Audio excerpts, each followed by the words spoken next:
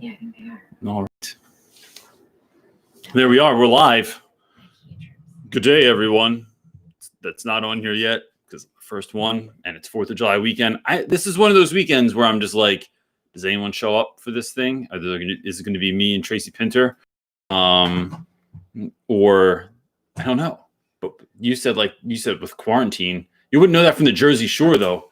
There's like millions of people down the Jersey Shore, man. It looks like it's business as usual. What's up there, Kaylin? Just waiting for folks to join in. What's up? I hear an echo. An echo? It's in your drum. Oh, it's that drum. Can you pull that in the other room? Can I bother you to do that? Do you want to come on and... No. I don't... This one? Or, put something on top of it. No, it's that one. Sorry, I have drums in my laundry room now because, life of... That's all you have to do. Yep, and I'll stop it. See? And the drums keep vibrating when I talk. It's my bassy voice. What's up, everyone? Yeah, I see you, Erica. Happy belated 4th. Yesterday was, if you guys watch my videos, Ham's birthday was yesterday, and that was really great. I should put that Instagram clip up today of Ham saying that, because I used to tease him that 4th of July wasn't really his birthday. I said, your parents just tell you that so they can pretend that the whole world's partying, the whole country is having fireworks for you and stuff. Yeah. All right, you ready? We'll get started? Yeah. Cool. We're just going to get started. Because one kid's at the swim pool down the street and the other one's upstairs. I don't even know what he's doing. He's probably playing Fortnite. It's good. It's good that we don't really know what our kids are doing. I know what he's doing. That's exactly good that what I don't know doing. what my child's doing. It's like he's up there living. He comes down for food every once in a while. He's basically going to become, I think, Will Ferrell from Wedding Crashers. No, he is not. Mom! No. Meatloaf! Cool. So Jake, the podcast guy, you can start the podcast now. For all of you that are new here, I'm going to give you my little preamble. For all of you that have been around, you probably know the words already. I could probably have one of you do it already. But the idea here is that if someone's new, I want them to know what's going on here. My name is CJ Reynolds, and I run this YouTube channel called Real Rap with Reynolds. Real rap meaning real talk, right? So I'm not rapping. It's not a skill set that I possess. But that's what my students call real rap, is when they have real conversations with me. So that's my ode to them. On here every Sunday, there's like some weird hair. The ADD is flailing today. There's like some hair or fuzz hanging off of me, and it's like dangling in front of my eye. Every Sunday we get on here. And when I say we, it's me and this community of educators here in the or future educators or former educators that are all here in the chat, and we show up to help one another be the best teachers that we can be, and make classrooms worth that inspire our students and have students want to show up and share their voice. So what we do is we come on here and we talk about stuff. Anything you want to talk about is fair game. You can ask any question of me, of other people. And you shouldn't be surprised that when you leave a question that other people are going to probably say something to it in the chat, because this is like, it's like family dinner every Sunday. It's like family brunch. I love it. Everyone shows up and community. Sees everyone, and it's great. So although it is 4th of July weekend here in the United States, that's a big celebration every year. We're on here anyway, because that's what people like us do, things like this. The crazy people just show up on 4th of July weekend anyway and participate in this. So before we jump in, so if you have a question, you can go ahead and start leaving them in the comments now, and then my wife will pull those out. If you could put Q before it or question, it just helps us to see it faster, because so many other things are going on in there and talking and stuff like that. And was that it? That's it. Yeah. If this is not enough, you could get my book, which I got. So I forget who it was. I was already on the idea list, but someone reached out and they were like, dude, you have to have your book bigger behind you so people can know about it. So I ordered a poster to be made of it. So I'm going to this disobey one back. This is Henry David Thoreau. I get a lot of questions about this. And especially from students that are like, you just want us to disobey you. And it's like, no, I want you to question though. Don't just take authority at its word all the time. Question, is this good for me? What is your intuition saying about it? What is your brain saying about it? What's your heart saying about it? And thinking about things instead of just taking whatever's given to you all the time. But I'm going to replace this for now. And I have a poster of my book cover that's going to come and be in there. Wait a minute. Feeney will stay the same though. But I like that poster so much. We just Where are have we to supposed to put the find- book cover? Well, we'll put the book over there. We have to find a way. Because I really like what that means. I know, but I like all this stuff. That's the We'll put it on the clipboard back that of the Imir had made for me. I know. My I love that YouTube one. plaque that I made myself out of some old plywood and a Campbell soup can, which my students think it's real. Feeny, classic hand on a stick. Yeah, all that stuff. So before we jump in, I thought I wanted to just share two things with you. One, I want you to know that if you're looking for summer fun and you're quarantining and trying to make the most out of it. Yesterday we bought for $12, something like that. Yes. $12 we spent on a tarp, like a sheet of plastic from Home Depot. It is 12 feet wide by 50 feet long. We put it on a hill at my aunt's house, which is not too far from my house. And then we got really cheap, what was it?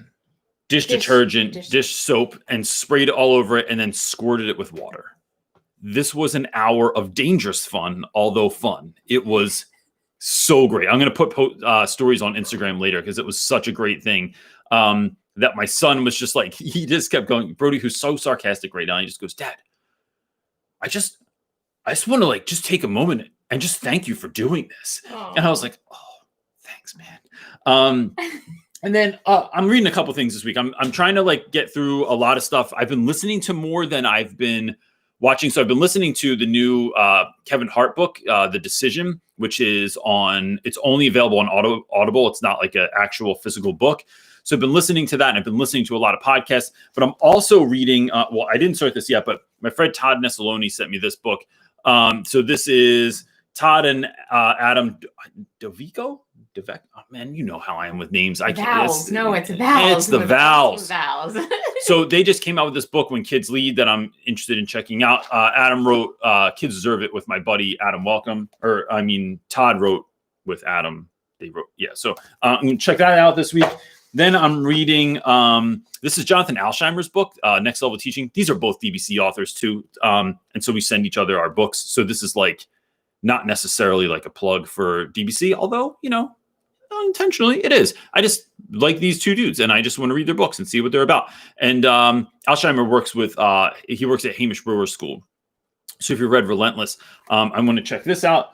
And that's been on my reading list for a while. And then our school I was going to get this book, and then it was really awesome because our school made a focus last September or so, or actually the spring before that, where we're reading books and trying to mindfully think about what being anti-racist looks like in the classroom. And this just happens to, like, with all that's going on in our country now, just really is like even, I think, more I don't want to say more important now than it was before, but it's just like more timely. I suppose, like, because the reason I say it is because there's this push to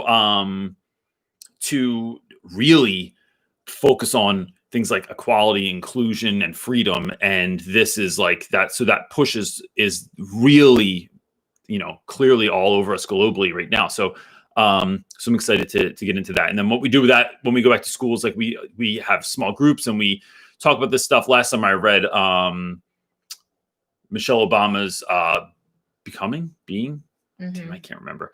Now did you watch that whole thing on Netflix yet?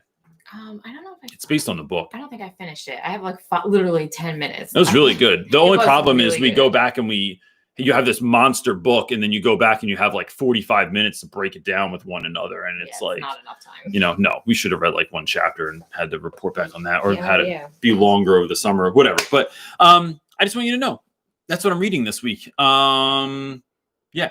What you got for me, dude? There you go. Da Vinci is asking, what should teachers do in the summer for planning for the new school year? So I think that this is a great question. And I have a video planned to make for this of two. It's like kind of like a two-part thing, even though I don't do two-part videos, but they kind of both speak to the same thing.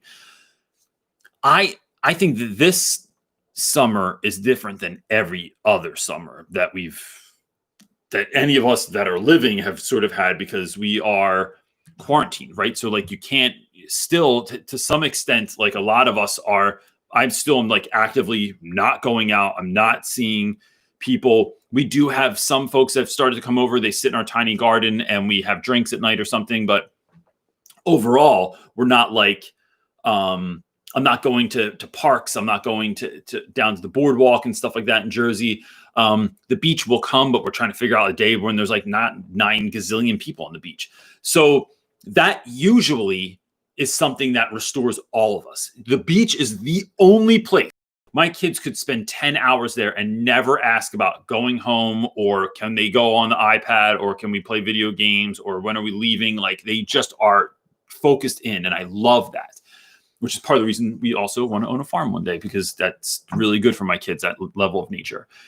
That being said, so what do we do when we can't do that? I am trying to, because I think the summer for me is a point of refocus. It's recalibrating, it's reassessing, it's taking a look at my life, taking a look at the school year, taking a look at the school, and trying to get ready for what's next.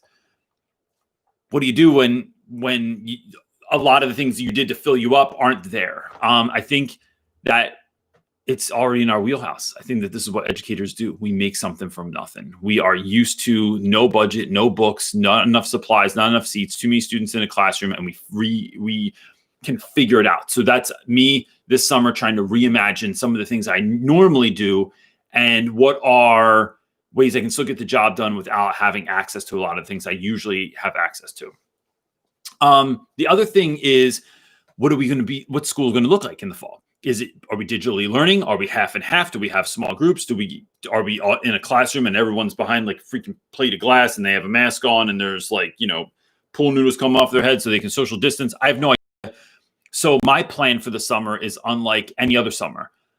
I'm waiting it out, but this is how I'm choosing. This is so overly ridiculous, but this is how I'm thinking about it. I'm thinking about it like if you were a gladiator in Roman times and you had to prepare for a fight. You don't know if a lion's coming out of the ground or I don't know, the ill-tempered sea bass with a laser beam on its head, right? You don't know who you're fighting. You don't know who's going to be alive that week or who's coming back. You just kind of show up, and whatever comes out of the gate, whatever comes out of the ground is what you're fighting. So how do you get prepared for that? You prepare yourself as much as you can. You want yourself to be as strong as you can, mentally, spiritually, physically. You want to make sure that you're not just spending the summer like I could easily, I am, as much as I like doing stuff, I could be really lazy. I know that it's not good for me. I could watch movies all day. I could literally just start like day drinking all day, or like eating crappy food, or I could just, and this isn't such a bad thing, I could sit and talk to my wife for probably the whole day. We could. I think we would take like a break for lunch and be like, let's watch a Ray Donovan. And then we would just go right back to talking again. We would. And none of that's bad necessarily, as long as it's intentional, as long as what I'm thinking about is going to fill me up, that's going to make me stronger and have me ready for the year, no matter what comes at me. Because I don't know what the battle is going to be. I don't know what the thing is going to be with the students. There's all new leadership at my school next year. All the administration is completely different next year. A bunch of teachers have left this year, including like two of my best friends at school. So it's like, I don't know what next year looks like. So what can I work on? Me. That's what I'm choosing to work on this summer. And then I'll just show up and be ready to go full tilt in the fall. That's what I'm thinking about. My buddy Chris Chong is asking me, what were some of your favorite bands, musicians when you were growing up? Oh man. It changed a lot. So I went from, top 40 when I was like a kid. So that was like, embarrassingly enough, my first albums were Huey Lewis and the News, Whitney Houston's Whitney, which is not very embarrassing, and Phil Collins, right? So then I somehow made a switch from that into 50s music and was really into like Chuck Berry and Elvis Presley and Four Tops and the Supremes. Like that was like my jam from like 4th to I'd say 6th grade. Was like, and none of my friends listened to that stuff either. I was the only one that was like listening to like Jerry Lee Lewis, which I think was like my introduction into being like a little bit left of center.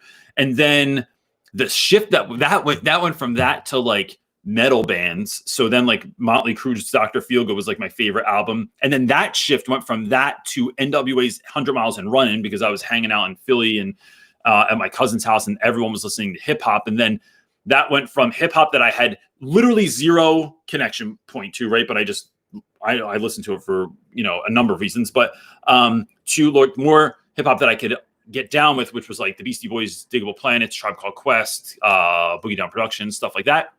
And then that shifted again into like a lot of like Faith No More and Pearl Jam and rock bands that I liked. And then there was all kinds of weird stuff. I would also listen to like Tony Bennett and Frank Sinatra. I'd also still listen to the Four Tops. I'd also still listen to like just a lot of different stuff. So, it's not something I talk about very often, Chris, is my musical selections. Plus, there's a reason that the book was dedicated to David Lee Roth, because Van Halen 1984 is one of the greatest albums ever written, and David Lee Roth is arguably one of the greatest frontmen of all time. Oh man, Roth. If you are remotely interested in Van Halen, even if you're not, Joe Rogan's interview with David Lee Roth is one of the best interviews I've ever seen in my life. It is just like, it just makes you want to live harder. And it was so good. And I'm not even a huge fan. And it was like mesmerizing to just listen to. That idea of him talking about sailing the seas of consequence is one of my favorite parts ever. So real quick, what I'll tell you is this, and I love this line so much. 1984 comes out by Van Halen, right? Biggest album of their career, biggest album right then of the time, right? Like it was huge. They were everywhere. They're superstars. David Lee Roth goes back to Pasadena and he's hanging out with like some old high school friends, and they're kind of dogging him because he's like this big deal now. And they're like, oh, it must be nice, man. Be like David Lee Roth. And you're like on stage and you're all the girls and the money and the stuff and the cars and the mansions. And he goes, listen, on the day of graduation, we all walked across that same stage, and you chose the bank and you chose the law office and you chose the private, business, construction business. He says, and I chose to sail the seas of consequence, and it has made all the difference. And that line to me is like, bam, yeah. Chose to sail the seas of consequence. Damn, that's what I want to do. Let's get a boat.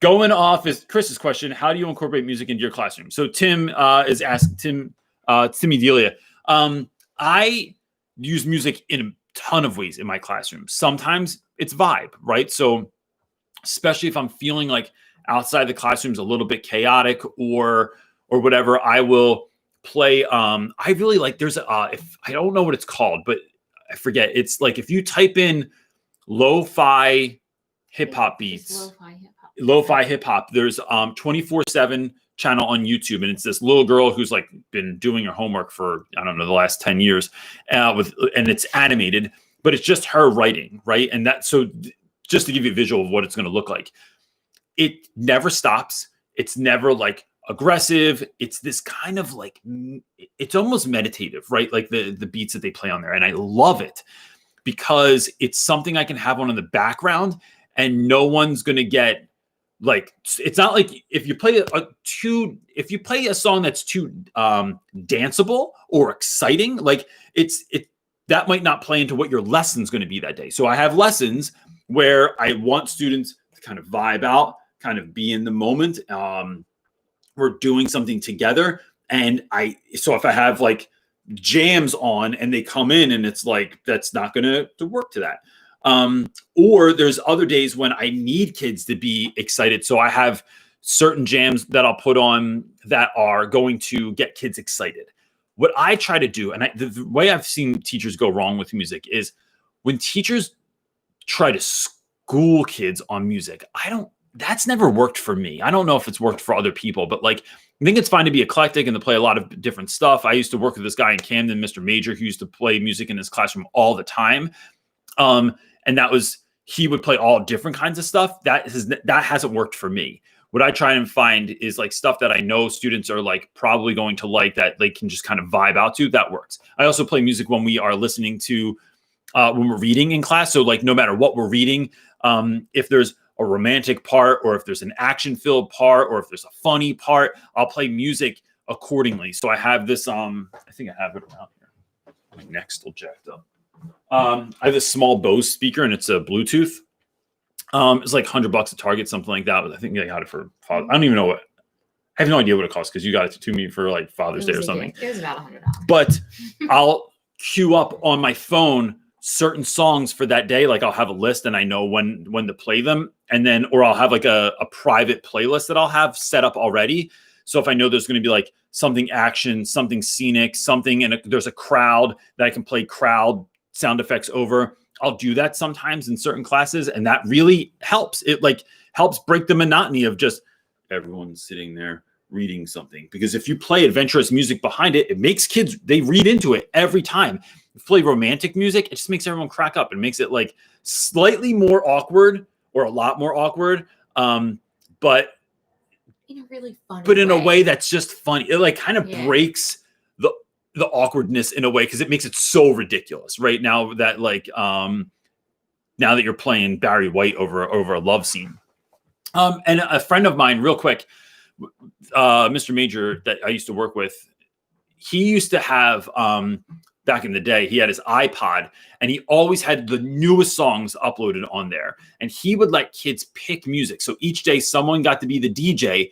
And if anyone talked, he would just pause the song and it would like, or mute it. And so like the song keeps going, but it's now muted. And now kids are getting upset, but it's like, if you weren't focused in, if your group wasn't working on something, if you were screwing around, he'll pause the music. And that worked for him really well also. And so, yeah, he was a good dude, Major. Mm-hmm. Catherine Johnson's asking, I feel like planning what our school will do next year is tearing our school apart. I'm on a committee to plan and I'm trying to run the middle with suggestions on both ends are mad. And so that's such a good point. I think so. It's difficult, but I just think that feels like the state of our world at the moment, right? Or within the last, I don't know, 10, 20 years, whatever, of this divisiveness of like people wanting to be right. And what do you do when you're in the middle of that? Catherine, one of the things that I think about often is when people are being divisive, when they are being, when they're being mean, especially like online, like people can just kind of like post whatever they want and they can be anonymous and they can just, mic drop or whatever and then get out of there. Or you're in a meeting and you know that like there's sometimes you'll see how someone acts is because they have a backing. Right. It's almost like if you showed up to a fist fight and somebody's like 4 big brothers were there also, there's a certain posturing that they can do because they know that someone has their back. I often have looked for how is this? I can't play your game. I'm not going to win playing your game because I'm not even good at your game and I don't like your game and I can't do it that way. How can we think of alternatives to finding success within those moments that aren't, you're still a means to an end, but you're playing a completely different game. So I'll say, gosh, there's so many different ways I could go about this. When I have students that act out in class, it's one of the reasons I don't yell very often. And if I do yell, it's very calculated. I don't ever just lose my crap anymore. Like I did when I was younger, because, you get fed up and you don't have the tools to know what to do.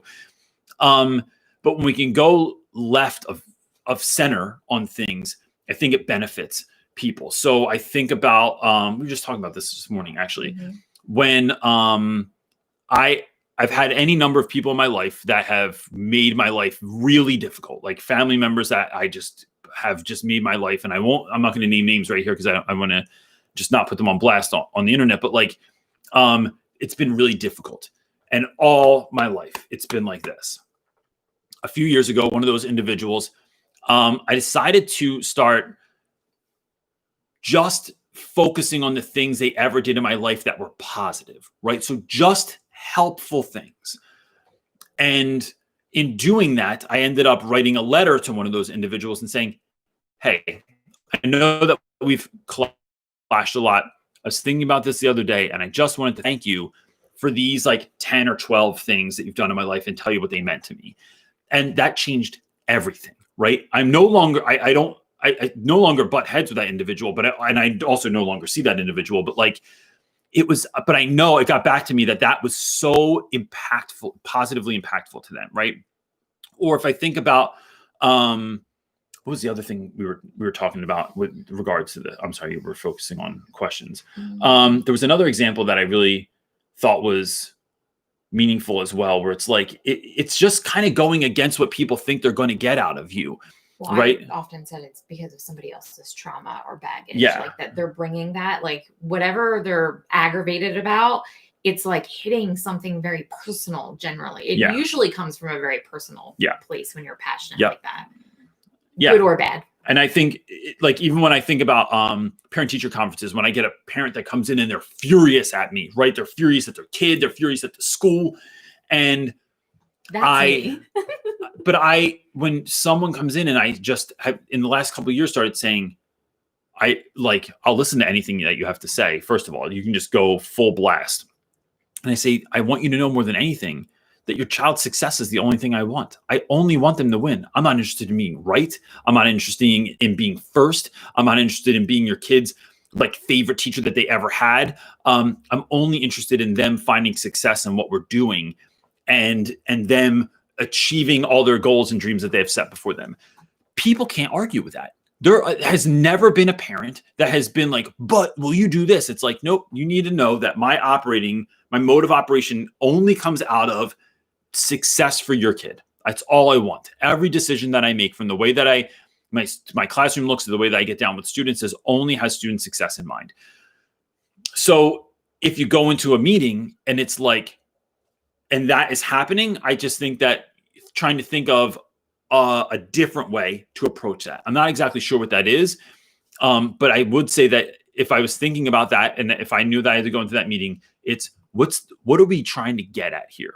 Like, is it test scores? Is it we're meeting some sort of state standard? Is it like, what is the reasoning? What's our why? Because if we can remember that our why is really children, it's really serving families and working with as part of a community together to do something that is, that if that's the center of what we're doing, then we can do a whole lot. Like then at least we know we're on the same team. So what was seemingly dividing us is now bringing us together because we remember that it's only ever about the kids. And when we do that, I think that is a good recentering point for people, because they come in furious and hot and bothered, and then you flip the script on them. It's a softening point. Yeah. And every example of that I can think of is my favorite, like from like Les Mis to when that Amish school shooting happened years ago in Pennsylvania, and like the Amish folks whose like kids were killed, like went to the shooter's mother's house with like flowers and food because they knew that she must be hurting because her son just did this heinous act and took his own life. And like that, it's like those kind of shifts to me that are always like, bam, like they're the life-changing ones. Yeah. But that's also that's how you operate in every situation. But it's learned. That is not natural for me. My natural, it's like someone insults you, you want to punch him in the face. But instead, you take a step back, you reassess, and you realize that you could punch someone in the face. But and there's even parts in movies where I'm like, one of my favorite scenes ever is in The Apostle with Robert Duvall, when he's like the preacher at a church, and this guy comes in and starts like being like belligerent, and he takes him outside and beats him up. It's one of my favorite scenes in a movie ever. But I think that, what I'm trying to say here is that like, when we're focused on our why, and that's the discipline, is being focused on your why. What's the outcome that I want to have? What is the goal that I'm trying to reach? Does punching someone with my words or with my fist do it?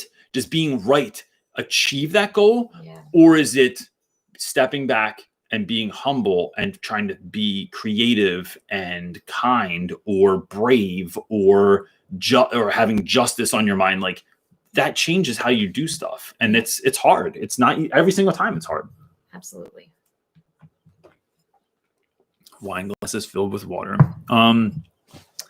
Cheyenne is asking, how do you plan to engage and build relationships with students if you're forced to do online next year? Cheyenne, that's one of those things that like I'm gonna have to figure out, but I think it all goes back to intentionality. Am I being intentional, and am I being authentic with my students? So whether that's I'm calling them, I'm texting them, there's a WhatsApp, there's a video, there's whatever, and I think that teachers often go wrong. I know I certainly did when I was starting, by assuming that students know you want to be there, assuming students know that you want this class to be great, assuming that students know that you know that they're struggling. Like, I don't make any assumptions. I tell all the kids on the first day that I can't wait to do, like, I'm so glad that you're here, that I'm honored to be able to be your teacher, that I want this to be the greatest year ever, that I want to have a ton of fun, and I want to learn a ton, and I want to have all these great experiences, and I want you to look back on this time that we had together as something that you're thankful for.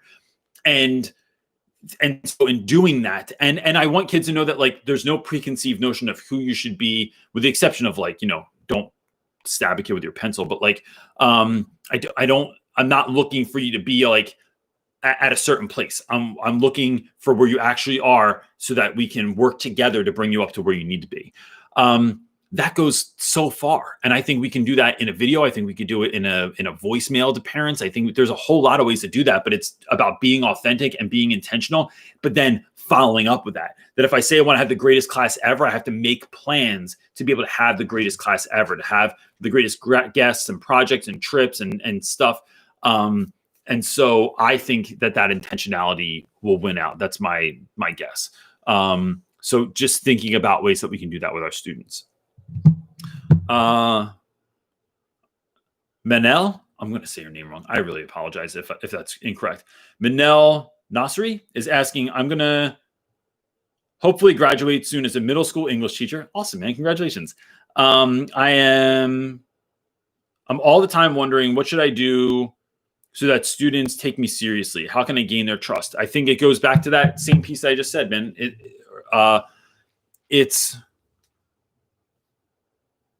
It is letting students know that you actually care. And I think coupled with, because I think, not to say, like, I feel like I keep saying this thing where it's like, I think one of the things teachers do wrong is, but I do think this is another one of those things, is that when we start teaching, we think that students have been waiting for us. And I don't know that they are, especially in certain schools. Like our school has a particularly high turnaround, like a lot of Title I schools do. Meaning that every year there's a whole crop of people. Every year in my school, there's a conversation sometime around April, maybe March, that you start hearing people go, "You coming back next year? Hey, you guys, did you hear about so-and-so's not coming back next year? Oh, they're not coming back next year." And then that makes you start wondering if you should come back next year. It's this whole thing that happens every year.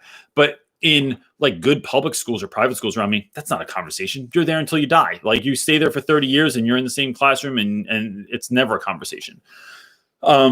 So that being said, I think that that you have to show kids that you're really about it. So that means, like, never giving up on kids. It means being there for kids no matter what. It means being able to apologize, being able to pivot, being able to be vulnerable with your students.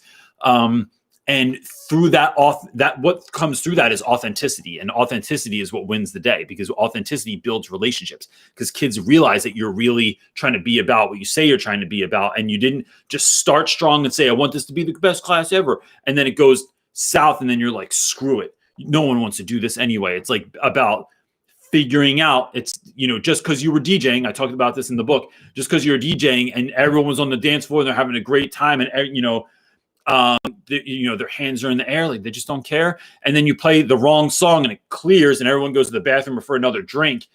You don't just let that song play out. You stop the song, you morph it into another song and try and get people back onto the dance floor, so they're having the time of their life. And we as teachers have to do that. But too often, I've certainly done this, where you play a song, the dance floor clears, you realize that no one liked it, and you're like, oh, you know what? I'm just not going to play music anymore. If you guys aren't even going to dance to the music, I put all this work into it. I thought you'd really like this song. And it's like, instead, just put on a different song, bro. Just change the lesson up. Just change the way that you were doing stuff. Change the way that you were doing that project. Change the way that you were teaching that math problem. Change the way that you had the kids sitting in their seats, or change the guests, or change any number of things that you have power over to shift to make it better.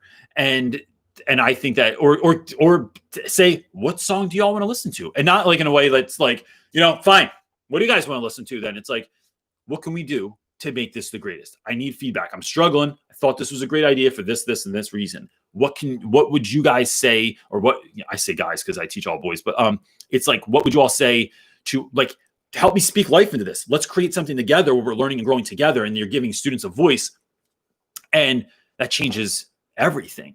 So I think students will take you seriously once you tell them that. Now, look, there's different points of view on this. Like I didn't tell kids it was my first year teaching. I never told students how old I was until I was like 30, because I just didn't want them to know that. And I think I'd still play that way now. But I think you could go the other way. You could tell everybody everything about you, and that would be fine as well. But that's what I'm thinking about. I think the biggest thing is that, coupled with, don't wait to be the teacher you always dreamed of being. Do not wait for tenure, for the first year to be over, to get a sense of what the school's like. Just get after it right away. Yeah, like a second part. And could you please talk about principles of communicative activities? So,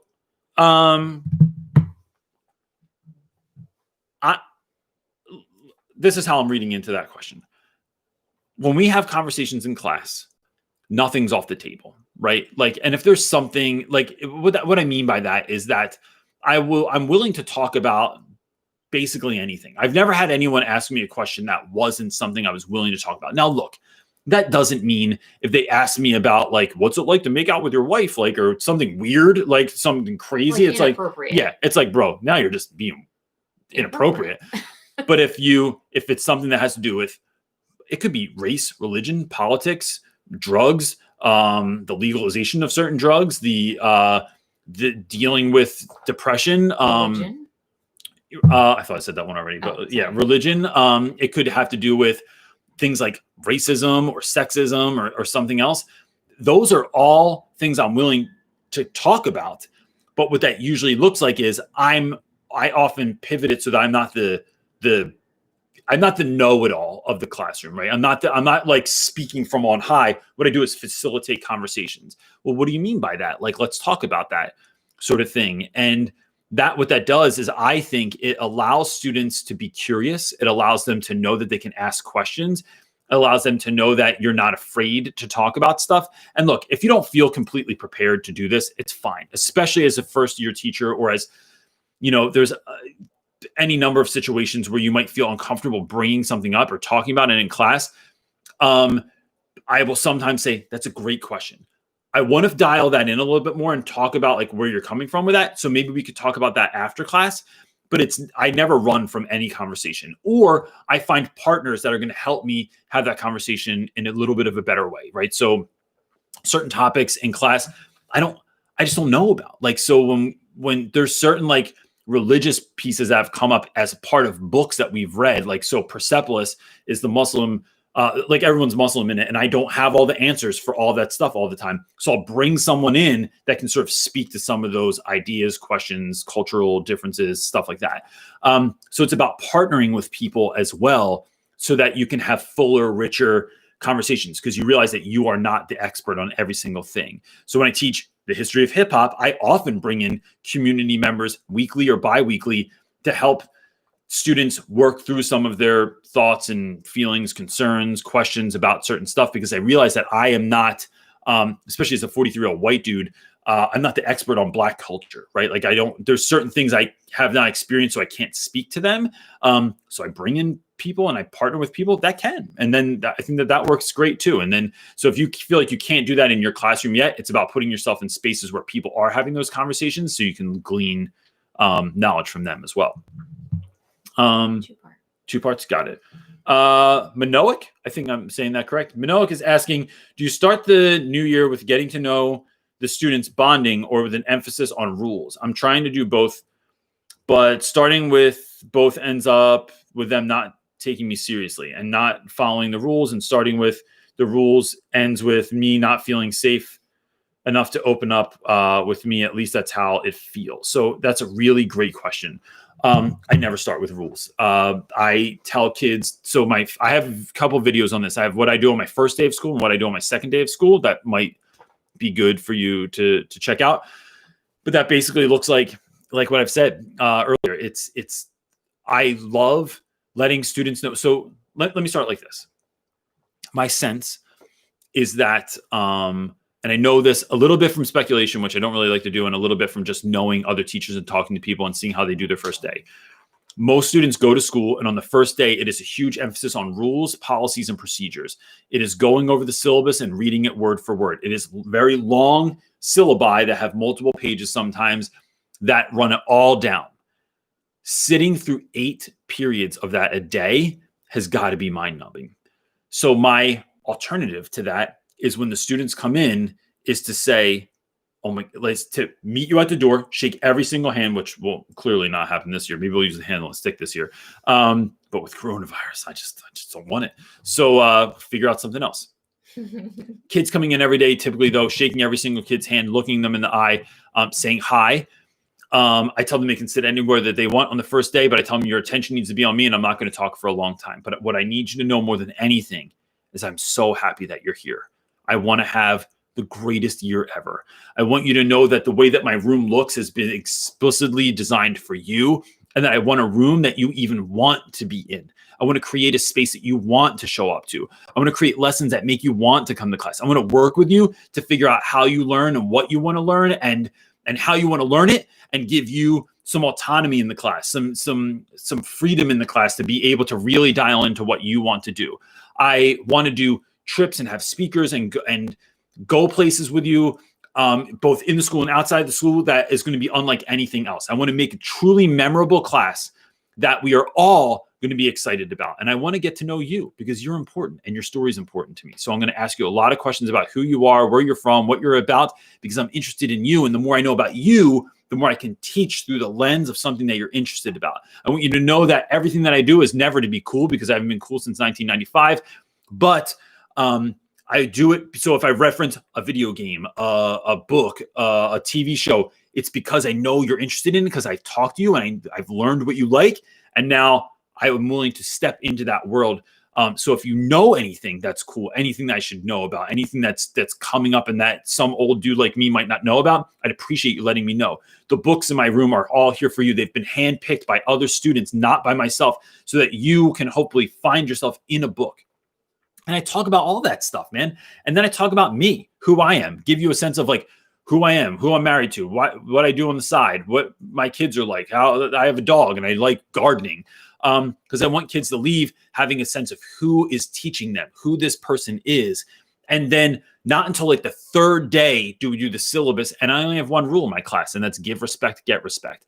And the reason for that is you heard all the other rules and you're 14 years old. Like, unless you were literally raised by wolves, like there's not a chance that, like, I always tell kids, like, if I called home and asked your mom, your grandmom, or your dad, did you raise an idiot? Like, am I dealing with an idiot here? Am I dealing with someone that has zero self-control and is like a total, like, phew? Chances are they would say no. Now, look, 100 are going to say, look, T is an idiot. I don't know what happened. Like, he was raised by his father. I have zero idea. But like, that can happen, right? But largely, no, because your mom taught you some sense. Your parents worked, your grandparents worked to teach you to keep your hands to yourself, to not lie, that cheating is wrong. So I don't have to have those conversations. I don't have to have those posters on my wall. I don't have to put your cell phone away. I just have to remind you, hey, bro, that's distracting to you and everyone else around you. I need you to put your phone away. And that's it. Like, not like, was that your phone? Let me tell you something, everybody. I see phones, I'm taking them. All right? You won't get them back to the end of the day. That just makes, especially when you're a teenager, it's just like, oh, now it's game on. Now, like, oh, you want to fight? It's like, nah, it's cool. Just don't have your phone out. Bro, I see your phone out. If I see it out again, I'm going to have to do something weird with it, like hide it in my school library, and then maybe you can find it at the end of the period. Or if you don't, then I'm going to keep it. And if you find it, you get to keep it. But there's a pretty good chance I'm going to hide it so you can't find it. It's like just entering in to things like with a slightly better attitude, or not trying to be right or be strict or crush everyone. I just think that that has always, since I've shifted that, it's worked for me and other teachers that I know that do it similarly. It's worked for them. It's not the only way. Tons of people do rules in the beginning of the year and it works for them, but that's just not how Show does rules. She's a really Show's long no syllabus. I Show know. is her syllabus is like 7 pages long. and you come in her room, I'm not meeting you at the door. I'm not here to be your friend. I'm not here to have a good time. We're here to learn because your success is important to me. And I want you to do everything that you want to do in life. But to do that, you're gonna have to do it this way. She's more like a sensei, or like your boxing coach or something like that. But it just goes to show. It's like, but that's authentic to Cho. She can't stand the way that she goes, Reynolds, what are you doing? I go, Cho, we're having fun this year, girl. You guys are so opposite. And we're like the best friends in school. And so, but there's tons of different ways to do it. I think it's about what it's really about. There's no right way overall. It's what's right for you. It's what comes authentically to you. When you get that intuition, when you get that feeling in your stomach, when you have that sense of what you're supposed to do or how you're supposed to handle this, follow it. That is what's going to lead you to success. That was a long answer. Jan is asking, getting ready to go into my 6th year of teaching after retiring from the Army. Awesome. As we look into the prospect of remote beginning of the year, how do we create relationships virtually? So I think it goes back to that piece of like just being authentic. I just answered this, so I'll just do it really quickly again. It's about showing up and being authentic and being about the kids and showing kids that, look, like one of the things I plan on doing is like, this isn't optimal. I don't want to do this either. I don't want to sit at this computer all day and freaking talk to you on a computer screen. I like being in school. I got in this job for a reason. And so it's like, how can I do that from here? I'm going to show you. I'm going to make my lessons better than everybody else's. And it's game on, right? This isn't like a narcissistic thing. But I want to have the best class in school. I want to have the kids have the greatest time. No, look, there's other teachers in my school that are freaking awesome and they do tons of cool stuff. So I'm not trying to like crush them. It's just like makes me want to up my game, makes me want to do a better job, makes me want to get more excited and find more cool stuff. And so that's what I'm trying to do. So whether that's virtual or otherwise, I'm going to show up and do the best that I can. But I'm also thinking about how do we do that as a community in the beginning of the year? How do we do that involving one another as educators? Because teaching is not all about us. It's all about the kids. But in order to teach the kids, it can't be this one person kind of like being the greatest. It's way better to be a great party than a great, I don't know, sitting in your, that was a dumb analogy and it kind of got lost in translation. But what I'm saying here is that like working as part of a community with other educators, find the people that you really get down with and have those conversations like, dude, how can we make this year awesome in the beginning of the year, no matter what? And if you don't have those folks, finding those people online and having that drive what you're doing. Logan is asking, how do I get certified for math? I'm currently an ELA teacher. I think you just have to take the praxis again. I don't know. Maybe someone in the side would be able to speak to that, but I think that it's just going back and taking another praxis test. I don't know. To be certified in mathematics, I don't know that you have to go back to school or take any courses, but I'm not certain. So I'm wondering if anyone knows in the side if what you could do for that. Like, so the question was, if you weren't listening, if you want to switch subject matters, right? So like if you're an English teacher and you want to teach math, what's the process for doing that? Like, how do you do that so you can teach math? Gosh, I've thought about switching before, but never to math. It's not my strong suit. Science would be. I think science is a lot of math also, but like I think science would be my jam because I like the critical thinking and I like the creativity of it. Or history, but I don't know. The word dime a dozen already English teachers. All right. I was feeling parched. Sylvain, I got it right. I think I got it right. I'm sticking with it. Sylvain is asking, how do you get educated on the best teaching practices? It seems like a lot of content out there is more along the lines of self-help, feel-good, general advice rather than tangible methods that work. So that's a great question. So how do you find out what is best teaching practices? I think so for me, it's so funny. Like if I really think back about this, because I've never answered this question before, like not worded like that. Mm-hmm. When I think back about starting off as a teacher, I definitely looked at other teachers, but I looked at other teachers for certain things. classroom management, because I wanted the kids to be like sitting in their seats and doing work. I looked at it as who had control over their class. I looked at it as who was building connections with students and like who did the students go to for help and stuff like that. And then who was being creative. And what I found was that for me, best teaching practices came out of this. Classroom management and, if you want to call it control over your classroom comes about easily when you have great stuff to do in your class. Like when your lessons are amazing and when you are building relationships with students, classroom management is secondary. The only kids that are ever classroom management issues are kids that I have not connected with yet. But if I connect with you, I can go, bro, we're doing a little bit too much here. Can we bring it back in? And kids will always turn to me and say, my bad, Reynolds, I'm sorry. And then they get back to work or get back to doing their group thing or working on something or whatever. But when I don't have a connection with a kid, those are always the dudes that are the biggest issue. I hasten to say that I learned more from business books than I did from teacher books, right? I learned more about learning about things like customer service. So like, this is why I love reading books about business. I think you can learn more about education. How to have friends and influence people, right? It's like, what can't you? Yeah. So Dale Carnegie or any, like a lot of stuff from like either it's Pat Croce or it's Seth Godin or it's, just that sort of thing where it's like, no, how do I connect with people? Because if you think about restaurants, right? You want to make it a place that looks like you want to be there. No one wants to go to a restaurant that looks all dirty and nasty and ugly. When you go in, you want to know that people see you, that they are getting things to you in a timely fashion, that they are trying to connect with you, that they want you to come back, right? That they are trying to serve up something that is delicious, that makes you want to eat it.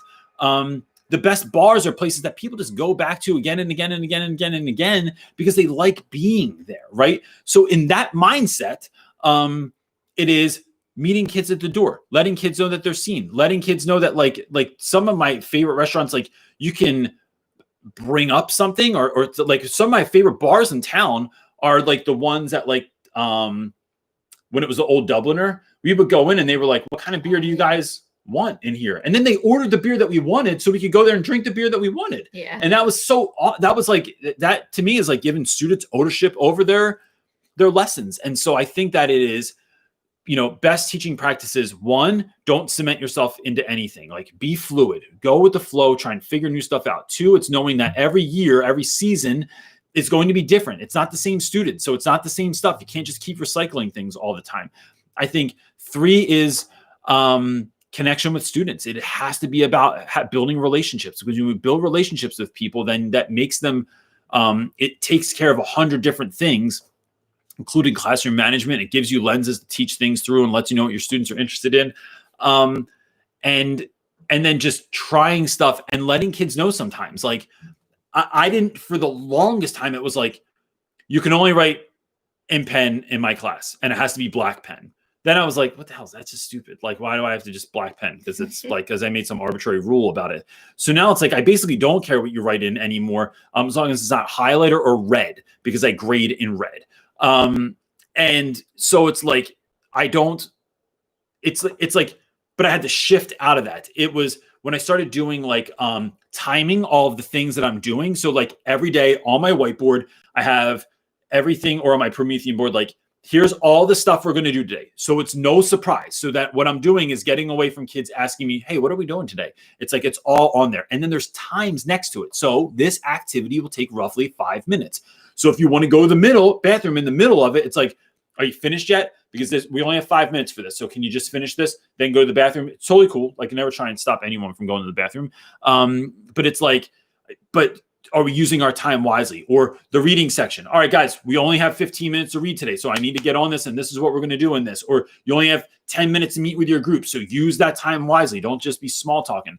But that's a best teaching practice to me. But that took a long time to kind of get to. And if that stops working one day, nothing's precious to me, right? If student success is all you're caring about, then you easily throw away any number of things. It's like that stuff doesn't matter to you.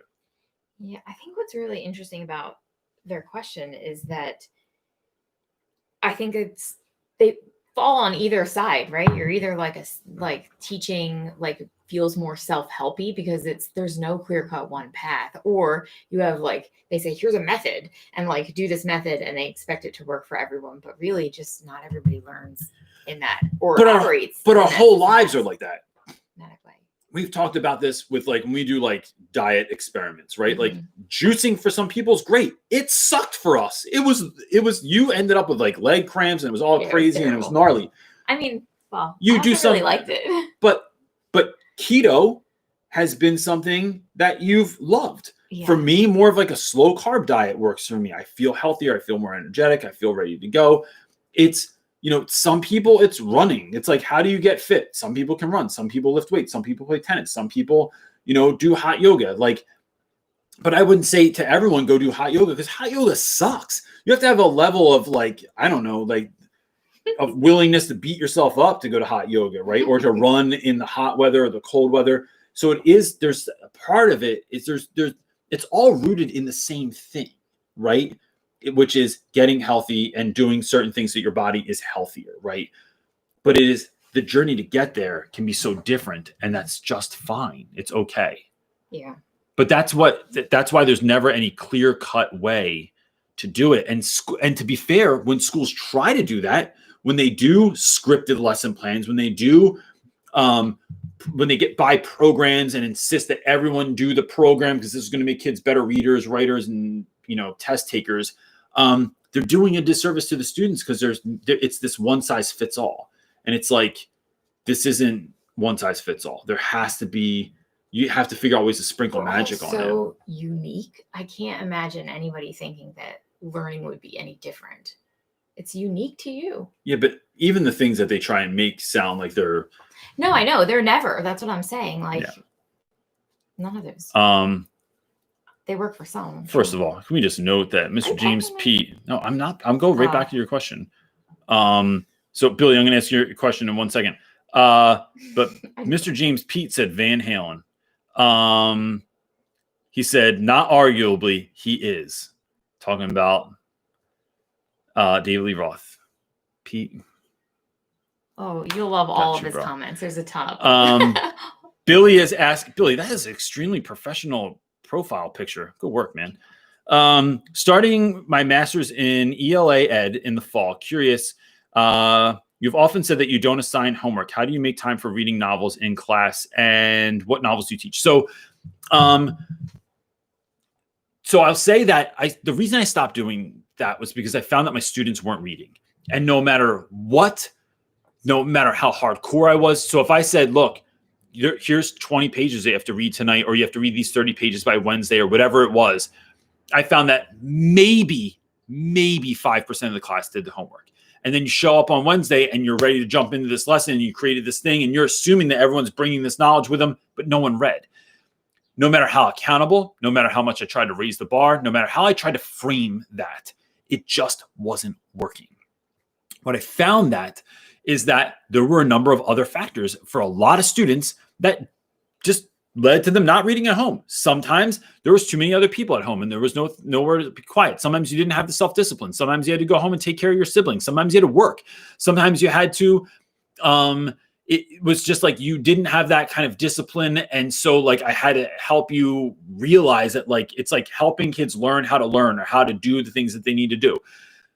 So I try to flip classroom, right? Which is basically you get rid of the lecture and everything. You're doing the work in class, and then at home you're like making videos so kids can like the kid. You're essentially giving the lecture for them to watch as homework or something along those lines.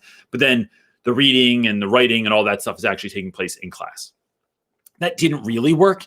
So because making all the videos and making sure they're accessible to kids and make sure they have access to things like the internet and Google Classroom and all that stuff was like too much of a problem. So I decided to do also, and because just so people are clear, our school typically goes from 8 to 5. Some of my students live an hour. Some of them live an hour and a half to 2 hours away on public transportation. So the idea that you would get done at 5, you would go to football practice, you get home by 8, and then have to do homework, it wasn't something I wanted to do. I just didn't think that was a good move. I'd rather my students spend time with their family, their friends, play video games, go play basketball, go run around the block, do whatever you want to do, and not do homework for the next 2 hours until bed. Like, I'm not interested in it. To me, that's the equivalent of saying, like, what is that, PX90 or whatever, that the workout thing that everyone is like, all right, I got PX90 and I'm going to do it. 100%, man, doing it.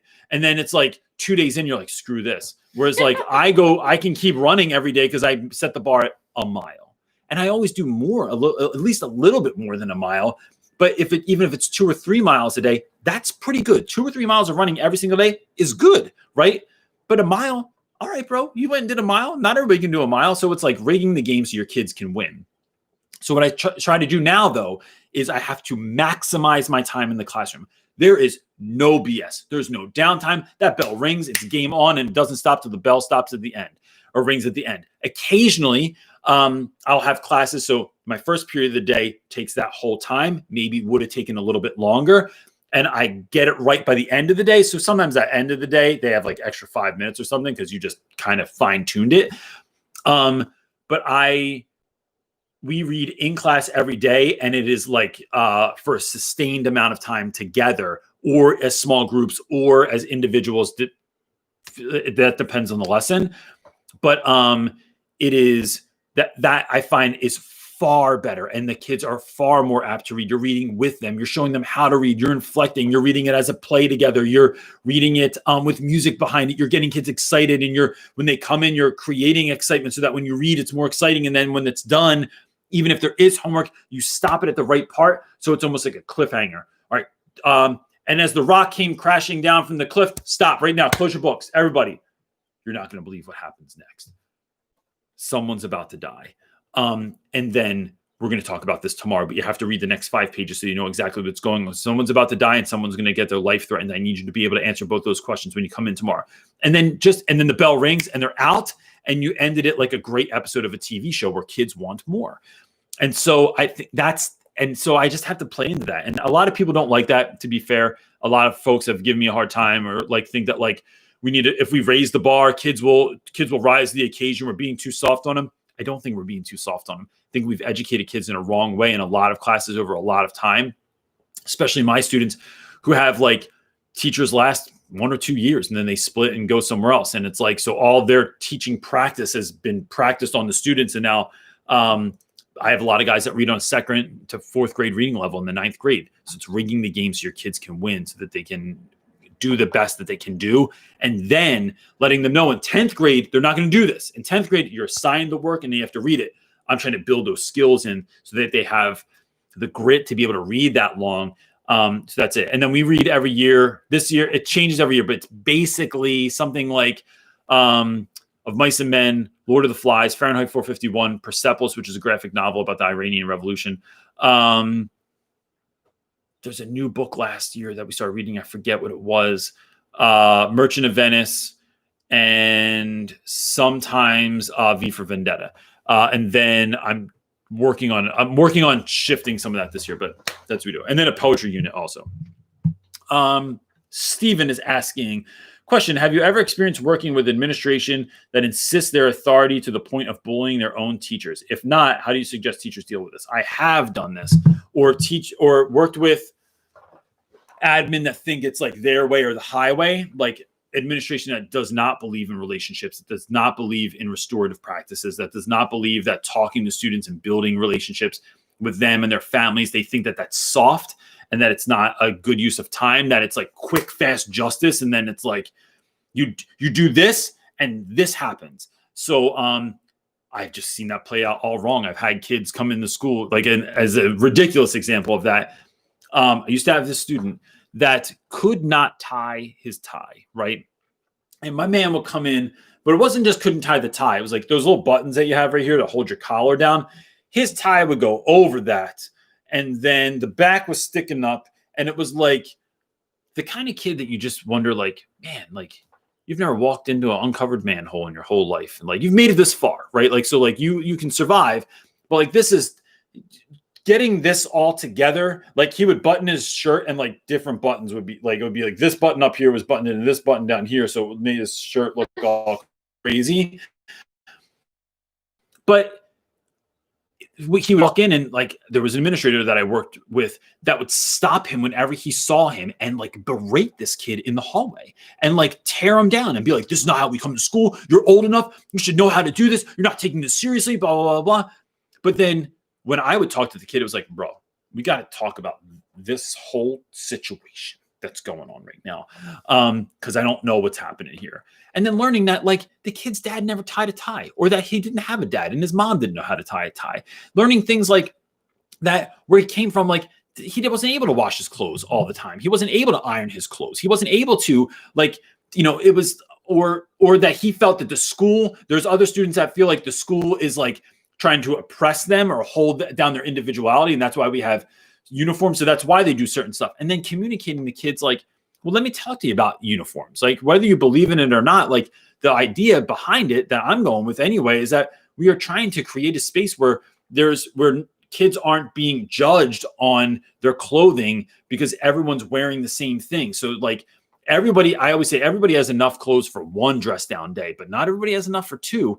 And so like it's equal, it's leveling the playing field for certain students. But that comes through talking to kids, through getting to know who they are, what they think, how they feel, what they're actually capable of. Because sometimes it's not that easy. Sometimes you can't just tell every single kid to sit down and shut up when they have ADHD, when they have auditory processing disorders, when they aren't understanding what you're saying, when they have anger issues. It is about creating those connections with kids so you know who you're actually teaching. And so what do you do when that doesn't happen? I try to handle things the best that I can without that individual coming up. There have been times, I will say, when I've had people that I've worked with that say I have a student in the hall. And as I've said before, if I even raise my voice with a student, it is extremely calculated. I had a boy that was persistently making fun of another student because that student had cancer at one point in his life. And so he spoke with a lisp. And the kid kept making fun of him. So I talked to him about it, talked to both of them about it, tried to work it out, and it kept happening. And it was getting serious, right? So I pulled that individual into the hallway that was doing the making fun of, and I do raise my voice with this kid in the hallway. Because I'd handled everything in a bunch of different ways. Nothing seemed to work. Well, of course, somebody hears someone like raising their voice down the hall, and they don't know that the way I do this is I bring you out there. I ask if there's anything I did or the other student did first. When I find out that's not true and that you're just doing this kind of digging or trying to make fun of this kid or belittle them, I always go up. So like the heat gets turned up, but I always bring it back to, I cannot condone your behavior. You are wonderful. You are great. Your behavior sucks and will not be tolerated in our class because it's tearing down someone else. I can't have that happening. And then it's always restorative every single time. But they just hear yelling. So they come running down the hall. What's going on? Oh, you're being a problem again in class? I got this, Mr. Reynolds. And there have been times when I have to say, nope, I got this. Please step away. I'll handle the situation. I got it. I appreciate you trying to come down here, but I got it. It's just drawing the line. And I don't care who you are. I don't care if you're the principal, the vice principal, the head of the deans. Like, there have been times when Cho, my best friend, right, will come down and she thinks that something's going on. I'm like, I got this. But when you build those connections with the staff also, and they know, Cho goes, all right, got you. And she just backs off. I've done the same thing with her when she's in the middle of it with someone. And then I step in and she's like, nope, Reynolds, I got this. It's about letting people know who you are and what you're about, and that you know what you're doing, and that it's the only way I'm going to do it. And I don't ever bend to that. Like I never, ever, ever let someone force my hand into like being more aggressive or being more angry with students or pushing things that way. But, and look, it's easier said than done. I get it. Last thing about this is over time, it's about letting other educators also know that you only have the student's best intentions in mind. That sometimes you will hear me raise my voice in class or outside of class, but it's not a cause for concern. I got it under control. And if I need you, let's play it like this. When I need you, I'll shoot you a text or I'll call for you or I'll send a kid to come get you. But when I need you, bro, I need it 100%. That means like there's about to be a full-blown fight in class or something like that. But I I just won't do it. I just refuse to like handle behavior like that. These are really long answers tonight. Yeah, they're great questions. Not great answers though. I feel. No, well, I'm just playing. They're both great. Natalie Blackman is asking, I'm going to start face-to-face summer school with students tomorrow, 8 to 10 kids per class. How would you open up the day, being that we haven't been in school for months? I'm in California. So first of all, congratulations on being from California. That's where I'm supposed to be from also. Someone else didn't want to move to California. I'm not saying any names or anything, but now I live in New Jersey. Swampy heat. So I think when I taught summer school, it was about acknowledging the fact that, like, look, I know it's summer. Look, I know you might not want to be here, but do you want to win? But do you want to go on to the next grade? But do you want to succeed? I don't care that you like English or math or history or science. It's not the jam right now. The jam is helping you succeed. You fell short this year for whatever reason. Don't even care what it was. But you need to know that my goal this summer is to help you succeed in this summer course, this short time that we have together, so that you can go on and achieve your dreams next year. And then I would tell students who I am and what I'm about. And then I would be like, all right, I would just jump right into work, because summer school is not like the rest of the school year. I would be like, I still think I would do like I don't even do icebreakers. I just get right into work. And that's just because it's not my jam. But I would maybe do like the who are you kind of worksheets. And if you go on my website, if you go to resources on my website, realrapwithreynolds.com, there's a who am I web like sheet that you can just hand out to students. And then I would actually read those. I would actually learn who they are, what they're about, and what their interests are. Start looking into some of that stuff so you can teach your lessons in such a way that are going to reflect some of those things that your students are interested in. But it'd be that simple. I always liked teaching summer school because I felt like it was like, it was giving kids another shot. It was, as Wendell Berry would say, it was practicing redemption. And I love that idea. Yeah, buddy. Mr. James Pete. Mr. James Pete, who should win there should be some kind of award for him today. You know, oh, yeah. You have a headache all of a sudden? I do, and I just got a shooting pain in my eye. In your eye? Ouch, yes. Sorry. It's okay. Want an ice pack? No, I just live with them. I'm so used to them. I know. You do get a lot of headaches. I'm sorry. Question. More a story time. Okay. What is something a teacher did for you that reached you in a way that you were really turned your life around? Maybe one that happened right away and one that a few years later made you go, whoa, now I get it. I had a few of these moments that served me well as a teacher. Okay. So I wanted to make sure that was the end of it. I, unlike many teachers, did not grow up with like a teacher that changed my life. I didn't grow up with a teacher that made me want to teach or anything like that. But if I think about that for a second, I would say senior year of high school, I was in a dual credit English class, which means I was taking college English in high school, which is hilarious because I didn't even like high school. And the only reason I took the class was because two of my best friends were taking the class. I got asked to be in it, and I was like, all right. I didn't realize it was going to be hard. And at the end of the year, I gave up. I didn't want to do it anymore. We had this enormous project to do, and my head was clouded with graduating, with me, because that's when you met me. You with skateboarding and playing drums, and that's all. I just knew what I liked, and it was the end of senior year, and I didn't do this enormous project. And I was going to fail English my senior year, and I could have cared less. I didn't care, even though I probably would have meant I didn't really like. I would have had to go to summer school or whatever. Like it would just been an issue. And this guy, Mr. Zek, pulled me aside and was like, "No, you have to do this project. And this is how we're going to help you get it done." And then he just dialed it in for me. And then I remember I went to the mountains that weekend with my uncle. I worked on it the whole weekend. But it was just someone taking the time to say, like, I know you didn't do that. And look, this is coming from someone that doesn't take late work, but like seeing someone as a human being, seeing someone as someone that you're like, seeing a teacher actually care for you was not something that I saw very often growing up. People always cared about me. I was always a good kid though. And I like didn't cause any problems and stuff like that. That was big for me. And I realized that, like, I often think about that when someone like totally screws up in my class and they do no work, or like kids that have been in pretty difficult situations, it's reminding me that how important grace is. Yeah, I think that's probably like the biggest one, but I don't have a lot of those lessons growing up. Like I had good teachers. I had really nice teachers, really sweet teachers, really funny teachers. I think the other one was in Haddon Heights, New Jersey. I went to Haddon Heights Middle School. I had a teacher named Mr. Kerr in 8th grade. And Mr. Kerr would give detentions that were unlike anyone's detentions I ever saw in my life. So Mr. Kerr would do things like on his chalkboard, draw a circle. And after school, you could either serve a 30-minute detention. And this, I don't even give detentions, but so it's funny that this impacted me so much. A 30-minute detention, and you'd sit quietly in there and just serve your 30-minute detention. Or he would give you 2 minutes. And in that 2 minutes, he would draw a circle on the board, color it in with chalk, and he would take a rubber band. And you had to flick that circle until it was gone. If you could do that in 2 minutes, you didn't have a detention at all. But if you didn't do it, you had a 60-minute detention.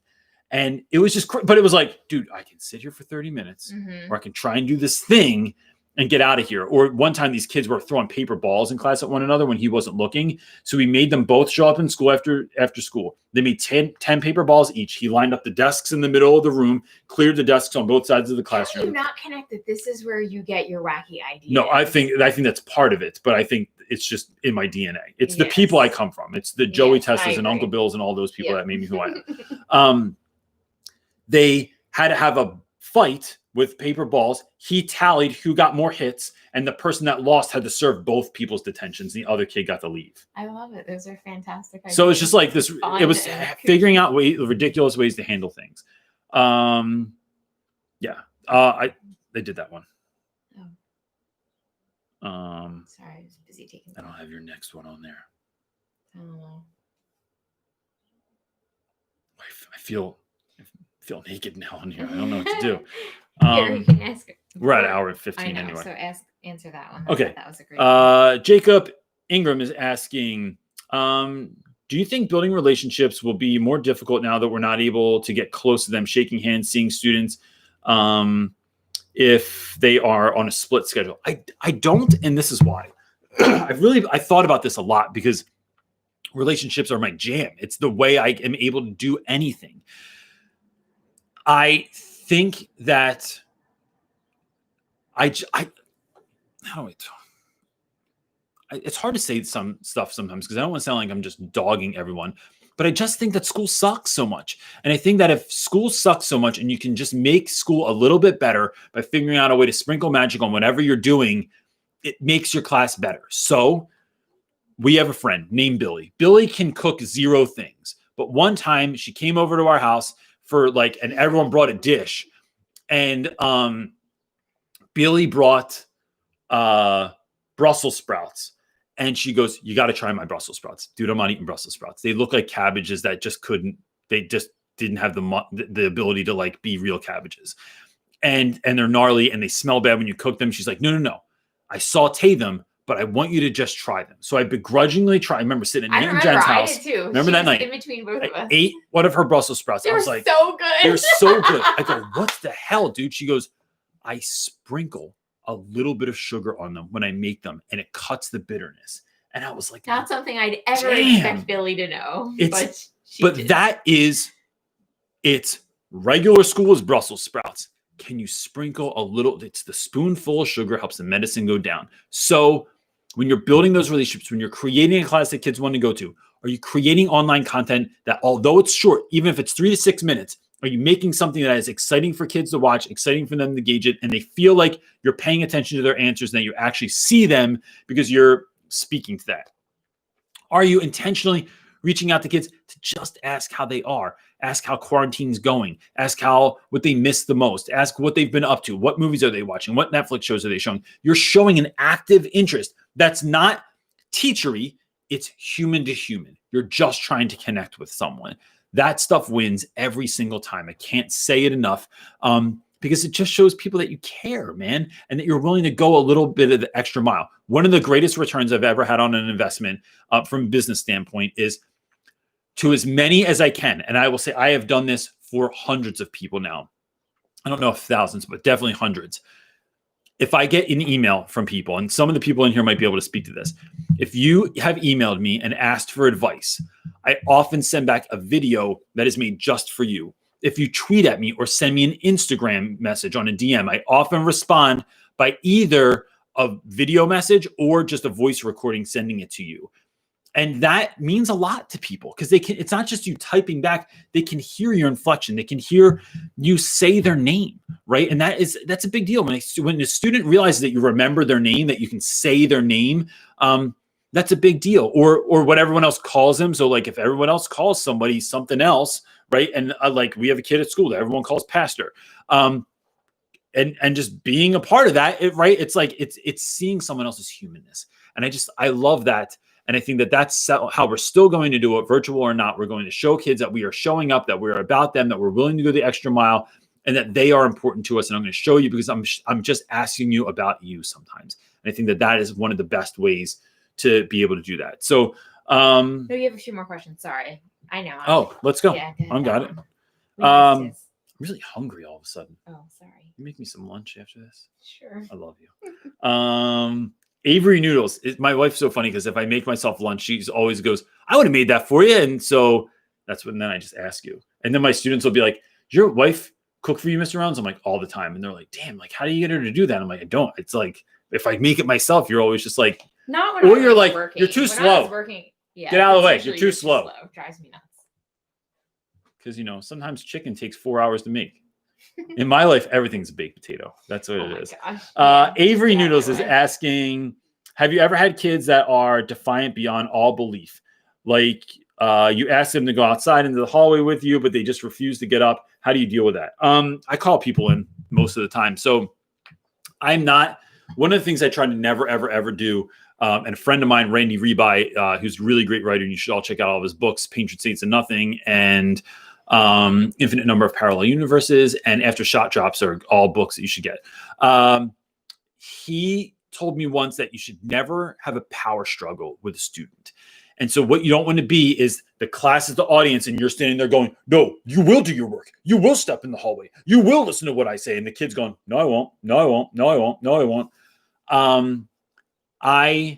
If I want that child to succeed, what I don't want them to do is lose it in my classroom. And I've had that happen where kids just blow up. They start cursing at you. They throw something. They're yelling and carrying on. I don't want to get there. And I'm not scared, but it's like, this isn't the time or place. You're not hearing what I'm saying. You're being belligerent, or you're hurting someone else's feelings, or doing whatever you're doing. So it's about calling someone in, and I'll text someone and say, hey, so-and-so is having a really hard time right now. Would you come grab them and talk to them? Because I don't have the time to do it right now. I'm in the middle of facilitating class. I don't always have the time to even step into the hallway. And so Cho, or my friend, Mr. Meeks, who's been on the channel before, my buddy Stu, will come grab that student, and then we'll figure it out later.